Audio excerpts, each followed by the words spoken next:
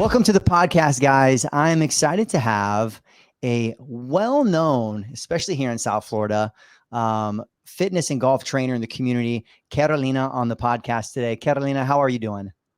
Hi, Joe. I'm doing so good. Thank you so much for having me. Yeah, I'm excited to have you as well. And we got to spend some time talking a little bit before. And for you guys who are listening to the podcast, or if you're watching this on the tube with us or Spotify, because now they've got video as well, then you guys will be able to see her lovely face. Otherwise, you guys can also check out the links in the description because I think it's an opportunity. I love whenever I get to get on these podcasts and do some research on somebody, and she's everywhere, guys. I'm telling you, fit golfer girl, YouTube, Instagram. We talked about TikTok. We're not big there, but Instagram, and also I'll link you guys to your website. But I say that because a lot of it's trying to figure out, like, how do we get where some people are? And someone like you, Carolina, who's obviously, you've built a brand, you've built a personality, especially in the golf fitness world. Give us some more insight. Where did all this start for you? Have you always been in training? Were you a golfer in the past? Give me some context. Well, this is actually really funny because I actually didn't start working out at all until I got to college. I grew up in Colombia. I was born in Miami, but I grew up in Bogota. I was a golfer there. I'm a competitive golfer. My parents were spending a lot of time and money to make sure that I was a good golfer, so I could eventually get a scholarship and move here. And that's exactly what happened. But Yeah. that back in the day in Colombia, we were still in the mentality that kids shouldn't work out. They shouldn't lift weights. They shouldn't do this or that, especially golfers. Blah blah blah. Which was unfortunately something that that was like the norm back then, so we didn't really know any better. So I didn't work out at all until I moved to the University of South Florida, which is located in Tampa. That's where I got a full ride to play golf. And I remember after my first workout with weights, I mean, I had no freaking clue what I was doing at all. I was 17. I remember I was so freaking sore. I couldn't even bend down to read my greens. I mean, it was awful. It was terrible. I was in so much pain. My form was absolutely awful. I mean, literally, I had just no background in fitness at all. But I did have a background in golf. However, I graduated with a degree in finance and economics, not necessarily anything related to trading. And my first career right out of college was in finance. I worked in Wall Street for 5 full years before switching paths and deciding that that just wasn't my thing and becoming a trainer. So I was a golfer, yes, but not necessarily an athlete or a gym rat or anything like that Well, until I was exposed to it in college. I say 5 years in 5 years on Wall Street's like a lifetime, right? Oh my God, it's crazy. It's crazy. That's awesome. And I mean, again, these are things that I would imagine a lot of your clients like might be surprised by that. Like, oh, wow, like you've always been into this thing, right? Like they assume because you do. I mean, again, fit golfer girl, you are a very fit golfer girl. You're just a fit person. You're not a fit golfer girl. That they would assume like it's just always been a part of your life, right? Yes, most people don't even know. Those people don't believe it when I tell them. I think it totally gives me a little bit of street cred once they find out. It's like, hey, I was successful then, and I'm successful now, just because I never gave up on it. And I always say, like, leaving finance was the best decision of my life because I just don't think I could have ever been happy. It didn't matter how much money I was making. It didn't matter. I mean, I just would have hated it forever. And, in my mind, I had a very short window to leave it. And I was like, it's now or never. I got to go now. They give me another race and I'm staying here forever. They're gonna trap me. It's hard to walk. They call it the golden handcuffs. It's hard to walk away from making good money and a comfortable lifestyle where you're getting 2 paychecks a month and, you're getting raises and bonuses and, it's hard. It's hard to walk away from that into a brand new field, which might not work out. I thought it was what I wanted to do at the moment. It was my passion, but also like it was scary. But I decided to go all in. I moved out. I moved to a different state. I made a plan. I moved to a cheaper apartment while I was there. I was like, okay, it's time for me to start saving some money if I'm actually gonna do this. I Yeah. want to have like a nice little safety net. So I moved to a super cheap apartment for my last couple of years. I started doing all my certifications. I surrounded myself with a group of trainers that actually worked at the corporate gym that I used. It was a gym in the same building that I worked at. A lot of this big companies in New York have that kind of setup. And, they embraced me and they motivated me and they mentored me through the process. They taught me so much stuff. They showed me resources and they were just so supportive about my career change. So when the time came, it was just like, all right, I'm out of here in 2 weeks and I'm down to Florida. You're like, see you guys, back That's to the right. warmth.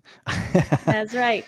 Well, and that's awesome because we have so many, I know from, the people who listen to the podcast, those who are connected to myself in the academy, so many people in the industry. I think the disconnect, a lot of people think that the mass majority of trainers getting into the industry are like 18, 19, 20. And from what I see from so many people coming through, there are a lot of people at different stages making transitions, like you said. So I'm glad you talk about that because I think a lot of people are scared. And with that, like during that phase, especially as you had mentally started to commit to this transition or think about it, obviously there's a couple things that you were doing at the time or you did, like you got certified, you had connection to some other trainers and mentors. What do you think was the most impactful? Like, what do you think gave you the most confidence in that phase that like, okay, this is what I need to do? Well, for me, it was actually kind of funny. I had an apartment that and my lease ended. I think it was actually July 30th. So I was like, okay, one more year. I'm staying one more year and I'm not renewing my lease. So I gotta be out of here.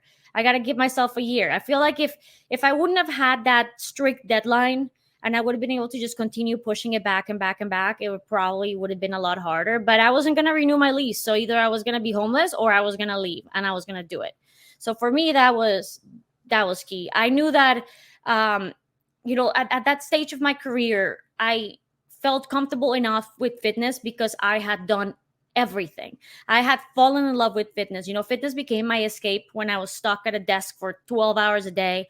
Like I said, we had a corporate gym in the building, so I was able to work out in the morning. Sometimes I was able to sneak in during lunch, and it became my escape. When you work in finance and you have crazy hours like this, and your life becomes that. You are your work, period. So I needed something to help me just unplug for a little bit. And it's funny, it started with group fitness classes. I love the group fitness classes. And you start picking your favorite group fitness instructors, and all of a sudden I was showing up for the morning class and then the lunch class. And then I was just like, oh my God, this is incredible. Like I get a break from my desk for an hour a day, whenever it was possible. And I love that. So I think that you just have to stick to your date, set a date and stick to it. And even if you don't feel ready, you're never going to feel ready. I still don't feel ready. You know what I mean? Like there's always so much more to learn. There's somebody out there that is better than you.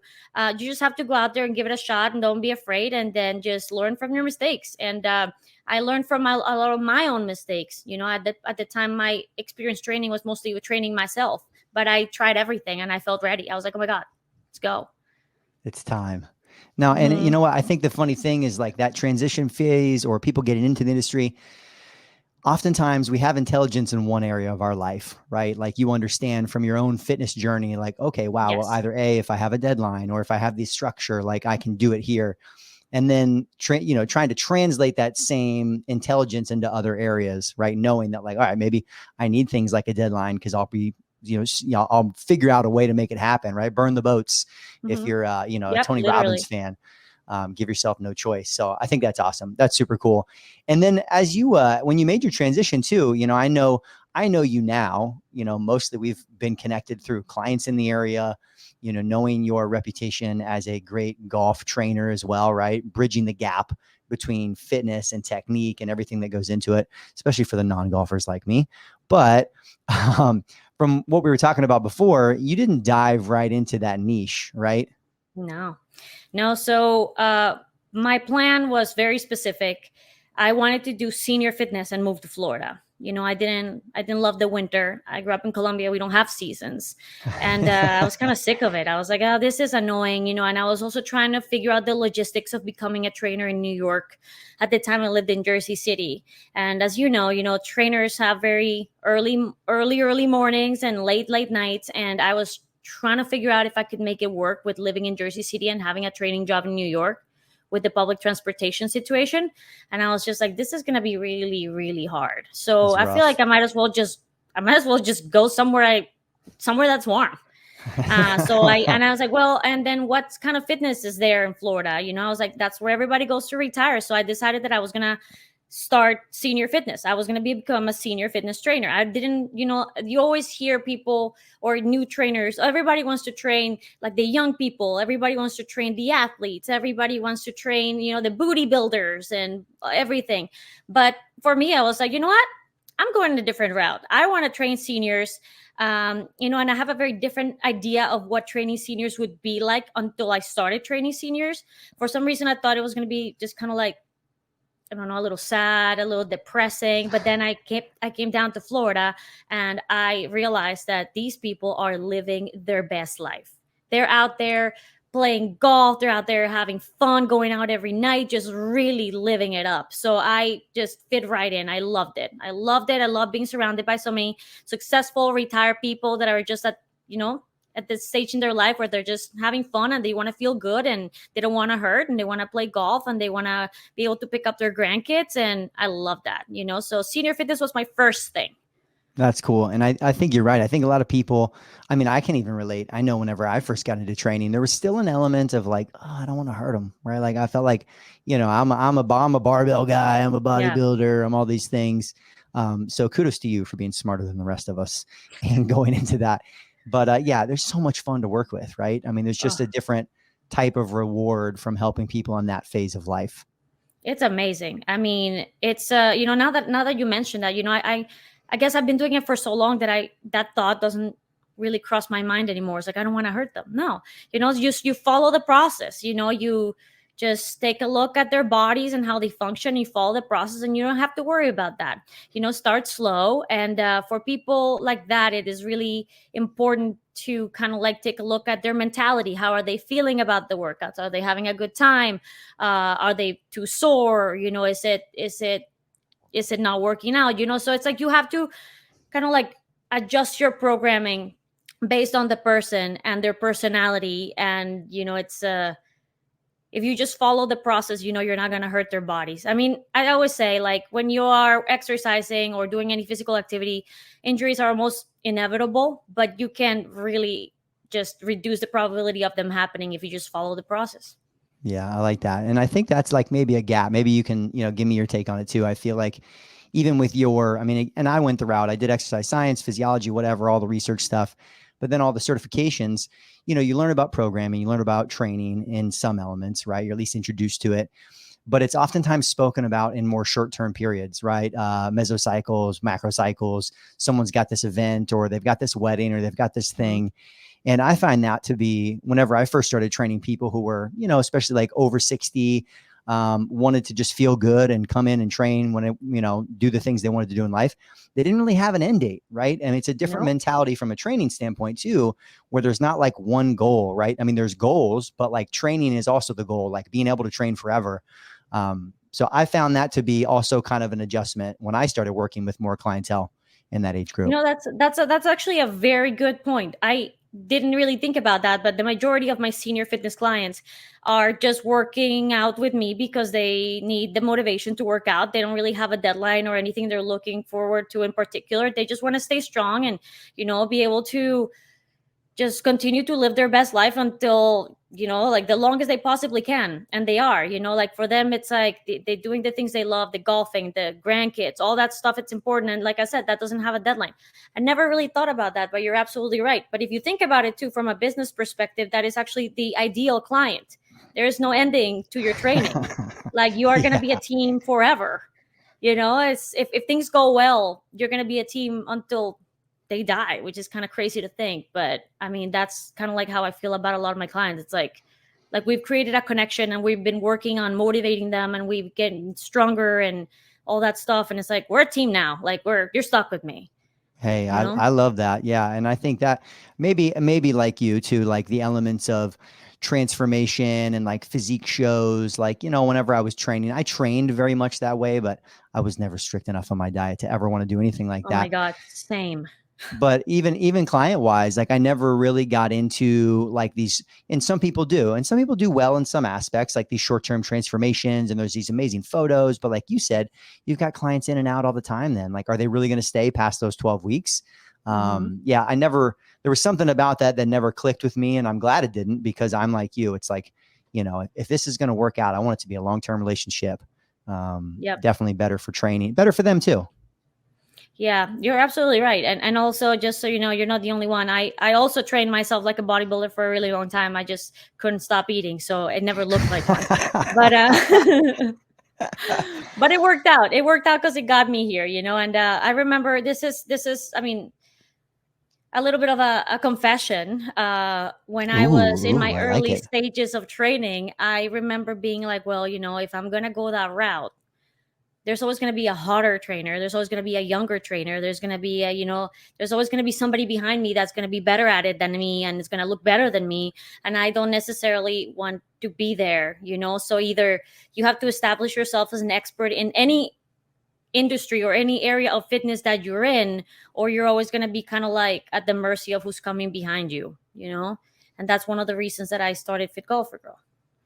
Love that. I love that. And I think that has a lot to do too. And I mean, for those, once you guys come across and do your stalking of Carolina, like I did, you'll see, I feel like, I get a pretty great consistent feel of you as your personal brand. Even if I didn't talk to you, I went across your channels.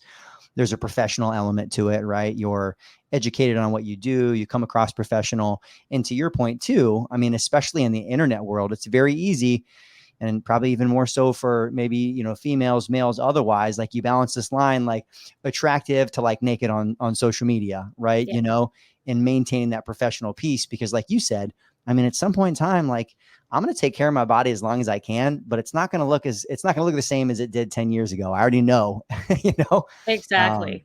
so if you don't have that professional brand piece, so I say kudos to you, because I think you've done a good job of building it.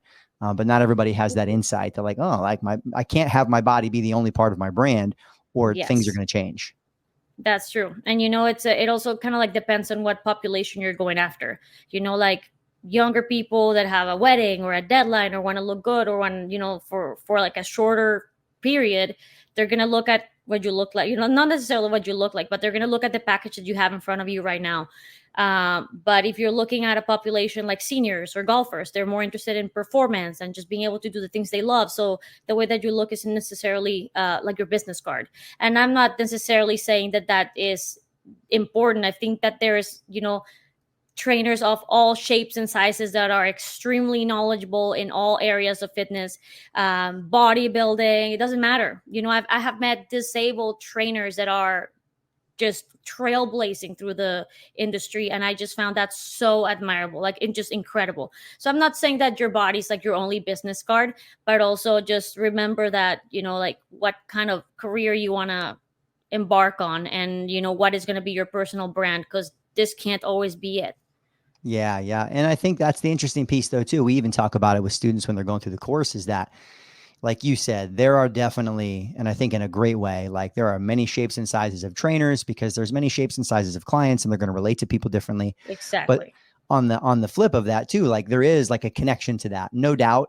No matter how much we want our clients to be like more educated and make the right decisions, like a lot of people, they look at you, and Hmm. like there's an element of relationship. And now, Yes. like you said, depending on who you're training and how, it may matter more or less, because I can say, even for me, I've trained plenty of people over time that if I was even maybe more like 18-year-old Joe, who like just, did never went out, ate chicken and broccoli all day, was 15 pounds heavier, like, oh, beefed Yeah. up, they would be less attracted to that, because it's like, like I want someone who I know they have a burger and a beer sometimes, and they're like a real person. Absolutely. Completely. And I say that to my clients all the time because, like I said, there are older people that are living their best life. They're going out to eat every night, having a drink sometimes they're having a bottle of wine every night.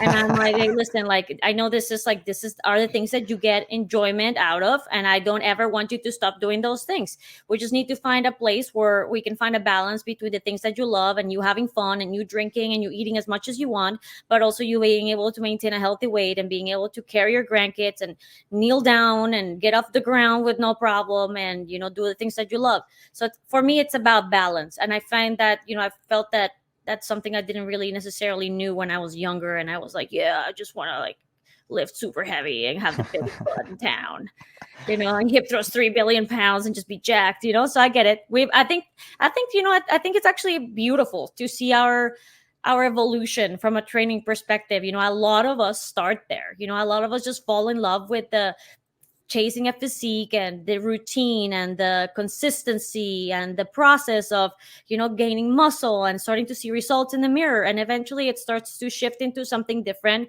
and you find a way that you can serve a particular population and then just go a completely different route. And I feel like that's just the magic of getting older. You also learn how to be more balanced and kind of show and teach your clients that they can do that too. Some version of wisdom, right? Yeah, exactly. We're young, but we're wise. So when you got into senior fitness here in South Florida, and I know we were talking like, you had some experience in like the country club environment and got pretty busy there as well. At what stage did you decide? Because I know, like you mentioned, you were passionate about helping, those who were enjoying later stages of life. Let's just call it that, because I can't say a number, right? Like, what is a senior fitness? We don't want to offend anybody, but I know. And then there was a period of time that you said, like, when kind of Fit Golfer Girl was born and you decided to lean back into this previous experience as a golfer. When did that happen and why? So it's funny. When I moved to Florida, I didn't have a job lined up. I had an apartment lined up. So I moved here, and then all of a sudden I had to just try to find a job. So one of the jobs that I found was at a country club. I also had a job in a popular gym in downtown Delray doing group fitness, which, by the way, I think it's a great tool for new trainers because it's guaranteed money on your schedule. Consistent. I don't necessarily love teaching group fitness, but at the time I saw it as like, what, I'm getting paid every time I'm here, and that's important, that's necessary. I don't have another source of income right now. So I was doing group fitness in a gym, and I was doing personal training at a country club, and I very quickly realized that a lot of my senior clients were also golfers, like passionate golfers. I mean, it's insane. These people just love golfing. So I was like, well, this is an opportunity. Like, at this point, I hadn't really played golf in 5 years. I was pretty burnt out from golf after I graduated college. I was like, I'm never playing again. and then 6 years later, 5 years later, I'm like, well, maybe this is an opportunity that I should take. Like, this is a really good opportunity. I cannot let it pass up. So I decided that I was going to start to golf again and maybe start something new. So Joe, we here in South Florida, we have a very seasonal schedule. We have, especially when you're training seniors. We have a lot of snowbirds here, so they spend their winters here in South Florida, and then they go up north to their winter homes, and that means that I only have clients from, like, I would say November through May. I mean, not completely only, but like a majority of my clients are only in South Florida from November through May, and then they leave. So when I got here in August. I was booked right away, and then May came around and I have all this free time. I was freaking out. I mean, I thought that was it. I was like, oh my God, sure. this was the worst decision ever. What am I going to do now? I'm making no money. Like, what the hell? And I was just like, well, instead of freaking out, maybe this could be an opportunity to build something cool. And it goes back to what we were talking about, building your personal brand. I was like, well, I'm safe in senior fitness because I know I'm really good at it, but what if I start something and try to establish myself as an expert in this industry, even though I am not an expert yet? So I decided to take that big leap. It was really scary, because at the time I was a golfer and I was a trainer with a couple years of experience, but also I was by no means a golf fitness master. You know what I mean? I knew a little, but I didn't know a lot. But I decided that I was just going to go for it. It's just like, I have the courage to get out there and put out the little knowledge that I have for the world to see. If people disagree with it or people don't like it, well, the only thing I can do is make sure that every piece of content that I put out on the internet is something that I can explain. So if somebody asks me, why would you put that video out there? I should be able to explain why. So even if they completely disagree with the exercise, well, that's a useless exercise, or that doesn't help you rotate better, blah, blah, blah. In my mind, I was like, I'm going to put it out there. And if somebody asks me why, I should have an explanation. And then that was kind of like my courage builder. It's like, well, I'm not an expert yet, but my goal is going to be to establish myself as an expert in this field. And I started putting out content slowly but surely, but also very, very, very consistently. And eventually I learned, I got better. I got better at making content. I also learned more. That's the thing with practice. It's like you get better and you learn more. And when one of the things I love about creating content to put on the internet is that the fact that you're always researching and looking for things to put out there, it also helps you become a better trainer when you're training people in person. So you're not just learning the exercises to put on YouTube, you're also putting them to practice with your clients, and you're getting real-time feedback. How does that work? Maybe that one's not so good, or it's really great because it keeps your knowledge fresh, it keeps you curious, it keeps you searching for more, and you get those hours of experience. I love that. It's super insightful. And it's funny too, because as I think back, even for me, I'm like, wow, like there's a lot of parallels happening here of putting yourself out there before you're really considered an expert by anybody. Cause like you said, very scary to do. Now, when you were kind of deciding to do that, first off, what platform did you start on? Cause I'm just interested in, like, if it was YouTube or whatever. And then also, like, was there anyone that inspired you to do that? Or that was just like, you know what, like the idea just came to you? Because again, I think it's, it was a very smart move. Obviously now we can say that. But like, where'd you get that? Well, the idea just came to me, and it was also 100% a business decision. Like, Fit Golfer Girl wasn't my personal Instagram. Fit Golfer Girl wasn't like anything personal. I was like, I remember thinking about this. I remember it's like, should I call it Fit Golfer Girl? Should I call it Fit Golfer Chick? And asking people. And I started like writing blogs to have ready for it. And I was going to make a business out of this. So this was a very deliberate process. It wasn't that I had a personal Instagram and then all of a sudden it blew up or I went viral. No. This was a very slow, painful process of me posting, at first, like, back in the day when Instagram was only photos, like 3 times a day, I was writing blogs that nobody was reading because it started with blogs. I remember my first article was, one of the favorite things I've ever created actually was an article about what golfers can learn from bodybuilders. And it was just all about the mind muscle connection and how, old school bodybuilders made it, such a big important part of their training to just make sure that you're feeling the muscle that you're working, and golfers should do the same. Don't just go through the motions, don't just work out. It's going to help you obviously have a better workout, but also create that body awareness that's also going to help you with your golf swing. And I was so proud of that. And you know what? I should resurface that article because it's amazing. But I think at the time, should. I have like 50 followers. My mom read it maybe. But it didn't matter. I just had to continue and keep on going and keep on going and keep on going. And eventually I decided that maybe video was a better way to go. So I started doing YouTube. But like I said, it started from scratch, 0 followers. And, slowly but surely it grew. And then here we are now. But what I say, when it comes to that stuff, just consistency. I gave myself the goal in 2017, I think. Yeah, 2017. I was going to make one YouTube video a week. And I remember I was filming this myself. I was editing everything myself. I literally didn't have a life at all in 2017. When I wasn't filming or training, I was editing or posting. But that goal, and I remember it's like, no excuses. You cannot say, no, I'm going on vacation, I'm not going to post this week. No. You're posting on vacation. Every week I'm posting a YouTube video. And I always say I owe everything to the 56 videos I posted that year. Because, it's evergreen content. Like, it's golf fitness. It never gets old. People are always going to have low back pain after golf, and they're always going to Google it, and it's always going to be there. And I'm going to look like way weirder and way younger, and I'm definitely not going to be as good on camera. But guess what? The content's still good, and I can still tell you why I posted it. That's awesome. And like you said too, I mean, that's the best way to get better, right? Yep. Is just by doing it, researching it. Even for me, when I first started teaching personal training courses, I was not ready. Like, I had taken on a job at FAU and they're like, oh yeah, part of this job is you're going to be teaching other trainers. And I'm like, oh gosh, I haven't been training that long.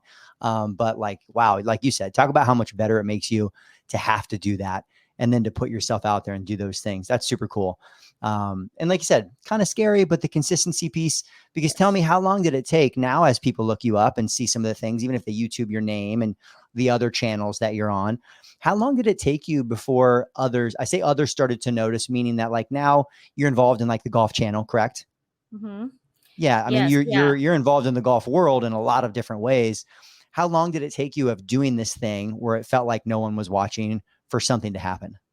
Oh man, I would say it took a couple of years. It took maybe 2 years before people started really noticing, and I started getting opportunities to do things for other media, etc. Just getting invited to on podcasts or getting sent free product, all that kind of stuff. It took a while. Especially because remember, I started Fit Golfer Gear from 0 followers on both YouTube and everything. It was zero from zero. So, and back then it was really hard to grow. It was not like, you didn't go viral. That wasn't a thing you did back then on Instagram. So it was slow, but eventually it started to happen. And the more it happened, the more exposure I got. And I started to, what I learned was important is like also start to connect with people in the industry. So if I'm a golf fitness coach, I need to start creating connections and relationships with maybe golf fitness coaches, or maybe people that own golf fitness brands, or just brands in general in the golf industry. Creating those connections was what really made my brand blow up. I think I got to about 20,000 followers just doing it all myself, and it didn't really explode until I started to get out there and meet people and make connections and just brainstorm ideas and get involved in projects with other people in the industry. Yeah. So I feel like what I take from that is like, obviously the power of relationships are huge, Yes. no matter what Yes. it is. And then also, you talked about kind of intentionally creating this niche. Obviously you got busy initially in your first year, and then you took the opportunity. And I think that's the biggest, and I say it's the biggest mistake. I just don't know that a lot of trainers even have the intelligence. Maybe they need someone guiding them better initially to be like, hey, you're going to hit, even if you get busy like this, regardless of where you are. Obviously, we're maybe more seasonal here. Like, use that for other things, because you're never going to get rid of it, right? Like, I've been Hmm. training 16 years now, and I Yeah. still have, we've got a mutual client that we've both worked with together. He's Hmm. back half the year. You Yep. got, and these are clients that they might train 3 or 4 days a week. Like, all of a sudden money's really good. So Yep. you've got to not only get better at financially saving for those things, but figure out how else am I going to use this time, right? Versus freaking out. So I just think it's so awesome that Yeah. is where all that started for you. And you know what? And another thing, it's like, we always hear about, don't trade time for money. And our industry is that we train our time for, like if you're a beginner trainer, that's what you're doing. If you're not training somebody, you're not making money unless you're in some sort of salary situation. So I think it's always kind of important to try to figure out what other like passive sources of income you can start doing once you're settled in the industry. Don't get me wrong, I wouldn't suggest anybody starts doing this like from the beginning. I think you do need a couple of years of just grinding it out there and training people, and all the stuff that comes to training. Some of it's good, some of it is bad. And then once you get to a point where you're getting a little bit comfortable and you start to realize, well, there's only 12 hours in the day, or there's 24 hours, but I need to sleep. So maybe I need to start figuring out ways to make a little money passively. And I think that's really important for all traders. And with the internet these days, we have that ability. Anybody has an audience. Like if you're putting out the content and you're being consistent and you're giving value to the people that are watching, people are gonna watch and you're gonna get an audience. So everybody has an opportunity to kind of like work on getting this passive income. And I think it's important for us trainers to do that, just because we can't just always plan on training people 12 hours a day. Yeah. On the training side, I want to ask you a question more specifically, even on like let's call it the tactical training side of things, because I'm Hmm. sure there's other people that are listening. Either they enjoy golf, maybe have been golfers, like similar to you in the past. Obviously, you had your golf experience, but then there's golf training, and Yes. like many things, you can be a great quarterback, doesn't mean you're going to be a great coach. So, Yep. what were some of the more impactful, either like courses, education, certifications, anything like that you feel like really leveled you up to better serve the golfers that you work with? Like, what was the most impactful training or education that you might have done? Yeah. So, in the golf world, there's the Titleist Performance Institute, also known as TPI, and they're kind of like the leading organization that does the, golf fitness certifications. They're really good. They're really good because they are able to merge both the golf swing and the golf fitness aspects and bring it into one. I found that I was very fortunate that I was a golfer, but also a trainer because I was able to understand both sides of the coin. When you go to TPI, you see a lot of coaches that don't know anything about fitness and a lot of trainers that don't know anything about golf or the golf swing, and they only have that half side of the equation. Thankfully I had both, so for me it kind of made sense. I was able to get the full picture of it, and I didn't have that problem. But also, I think that, like, whatever, not only golf fitness, but whatever area you're going into, just try to put yourself in the shoes of the people that you're teaching so you can really learn their challenges, etc. And TPI does a really good job with that, just immersing you into both sides of the coin, even if you might not know both. And they're great at assessing. They teach you assessments. You don't guess, you assess.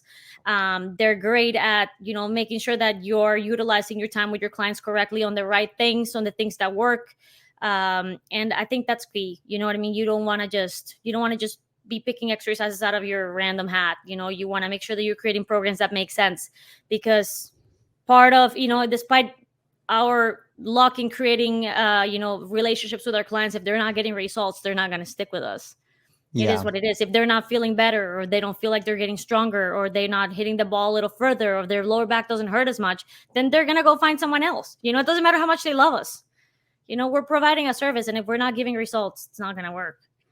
And I love that. And one more that kind of relates to that too, but is still maybe more like programming related. I know because we work with similar types of people Hmm. that, for as much as they want to always be perfectly consistent and you craft this perfect program, Oh, yeah. things happen, life happens, they don't sleep well, they don't show up, whatever it is. How do you still have like a progressive program, right? Where you're leading someone to progress while knowing that like they're not always going to come every Monday, Wednesday, Friday, right? It's not Hmm. like the textbook said, where it's like, well, if I just do this, then this is going to happen because they're real people. So how do you personally approach like, trying to blend the two together, have a good progressive program, but leave Hmm. flexibility for life? Yeah, well, it's funny you say that because one of my initial mentors that I meet when I moved down to South Florida was Nick Tuminello, and in me talking to him, I remember one time he told me, sometimes you're gonna meet people that want a solid program, they want to get better, and sometimes you're gonna meet people that want an adult PE teacher, and that to me that really stuck with me because that's true. I have clients that come to me because they know they need to work out, but they don't want to necessarily lift heavier or anything. They just know they have to do it. And you need to kind of like assess that once you meet your client.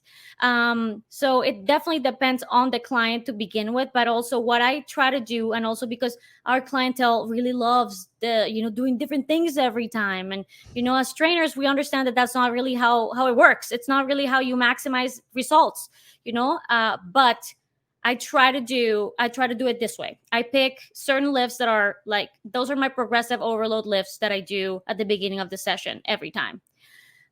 So those lifts are the same. We do them. We pick them the handful and we do them at the beginning. We're keeping track. We're progressing. We're increasing the weight or increasing the speed, etc. But then the rest of the session, it's a little bit of a medley. So it's progressive overload a little bit, but also we're not doing the same thing every day because clients really don't like that. It's really unfortunate because we know that's just not ideal. It's not how you maximize results, but they want variety. You gotta give them a little variety while also sneaking that one progressive overload lift at the beginning of every session. And just keeping track and measuring and making sure that they're making progress towards that, and then just add a little variety over here. So that's kind of like how I've incorporated it, because like I tell you, my clients just, oh, I don't want to do the same thing every day, and I'm like, I get it.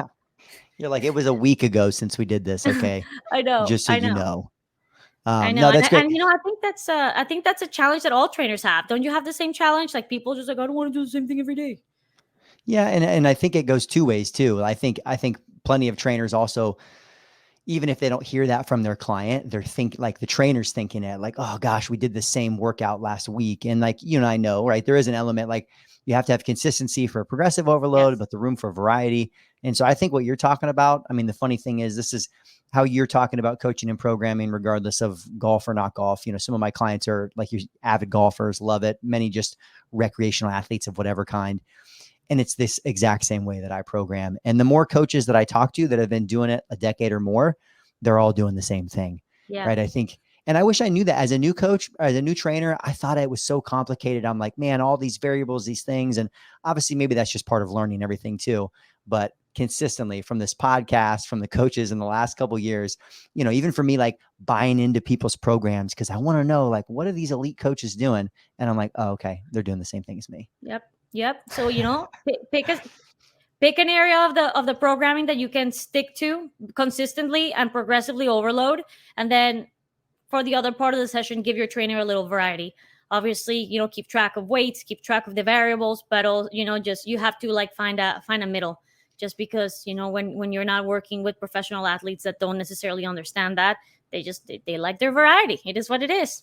Yeah, yeah, and honestly, even I would say, even based on the athlete, or even for me too, like some of the accessory exercises, like not everything is worth tracking. You know, I mean, like in my mind, I might I know agree. where someone is on a bicep curl, but is it really going to have the impact on our program? For the average person, probably not, right? So, Absolutely, you're so yeah, right about that. Mm-hmm. yeah, and I just think for the newer coaches and trainers that are listening, this is where if you follow some coaches and trainers who've been doing it for a long time, you might also pick up on bad things, and that is the fact that some coaches don't program at all, right? Mm-hmm. And I get it. Like when you get to a place where you are training 8 to 10 people in a row, like the time for programming, you Yeah. know, you have a good system in your head, you know your people. For me, minimally, right? Even if you're just tracking some of the main lifts and then you've got room for Yes. flexibility, I mean, I think it's the best of both worlds. And I think our clients, they deserve that, right? They deserve to be able to see, because some of your clients, I know like some of mine, for them to be, they might not change their body, but if they can see like a change somewhere, it's just motivating to continue doing what they're doing. 100%. You know what the system that I've kind of like established in the last few years is that I have a Google sheet that I share with my clients. And you know, especially for my professional athletes that also want to work out on their own and they want to say, wait, what was I doing? What was the weight that I was doing here? So I don't Yeah. necessarily like record the weights for everything, but the main lifts, the ones that I want to make sure that we're progressively overloading, are always recorded. And they're in a Google sheet that I share with them. So wherever they are in the world, they can go in there and take a look and write it down and just kind of have a guide if they want to work out on their own, etc.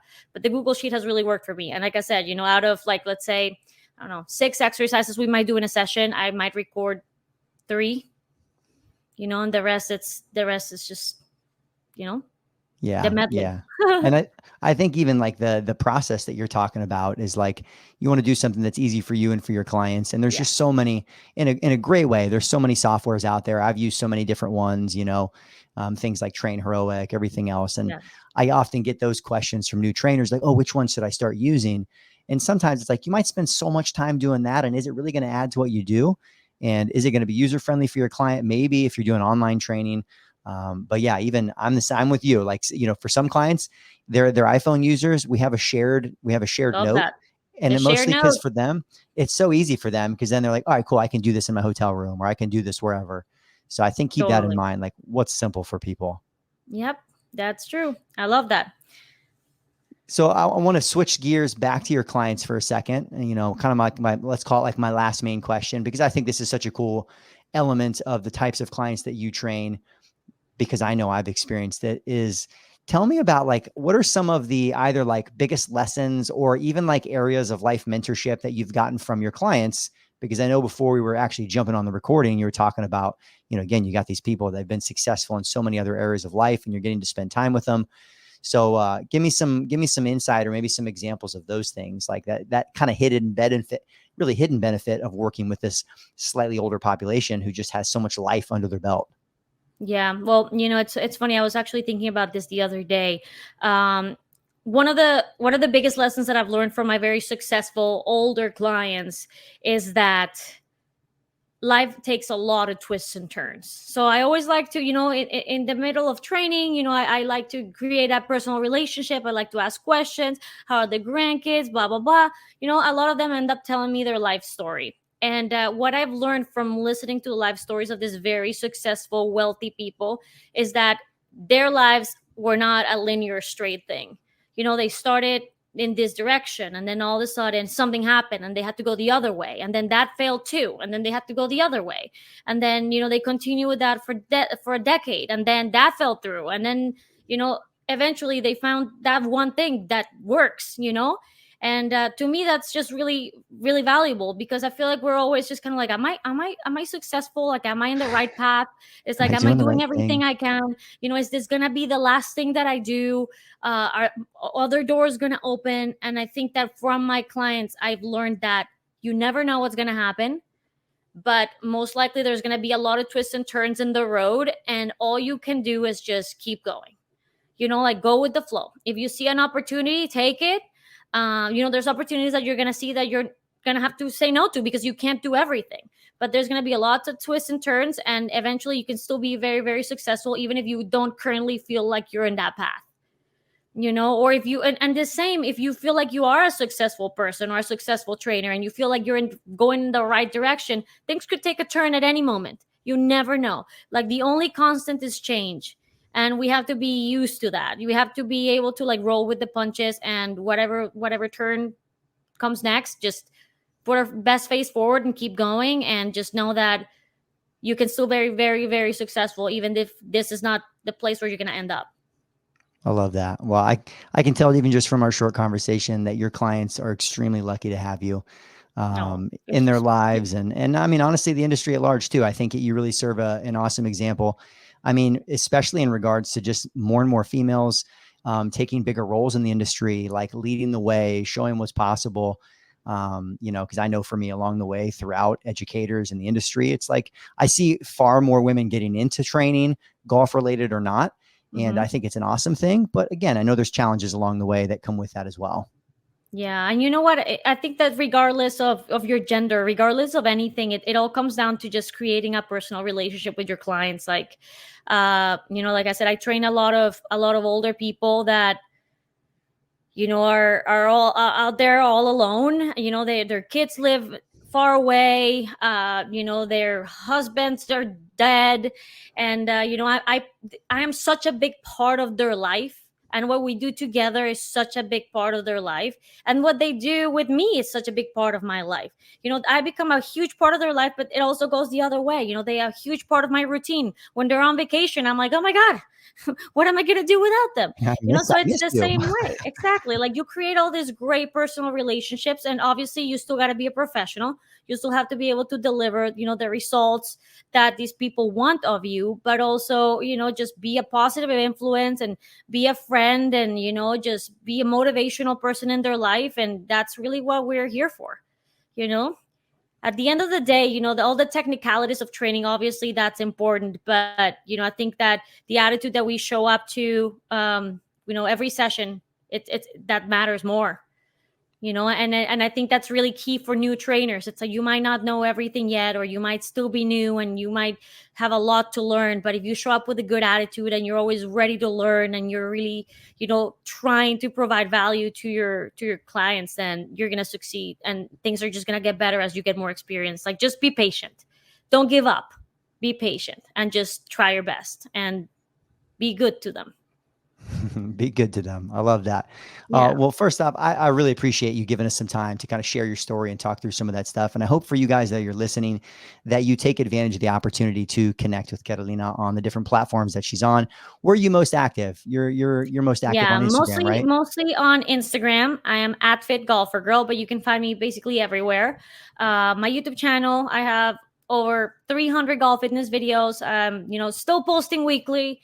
So make sure to give it a follow. And Twitter, TikTok. Oh, sorry, X. X, yeah, Everywhere. that's new. I'm Yeah. everywhere at Fit Golfer Girl. And if you Yeah. got, if anybody has any questions, feel free to email me at fitgolfergirl@gmail. I'm happy to answer them, and I love it. provide some insight. And if you guys are training clients, definitely take advantage of her. And I say that, use her YouTube and send these videos to your clients, because they are great bite size. I know you have a lot, especially a lot of like 10-minute, like couple mobility drills. Yes. And I look at them, I'm like, yep, we're doing those. We're doing those. Like, my clients need to do this every day. So use her and send them out. Love it. Awesome. Please do share my content. And if you guys got something out of this podcast, please share this episode and subscribe to the podcast so we can keep bringing great people on like Catalina. And we'll see you guys in the next episode.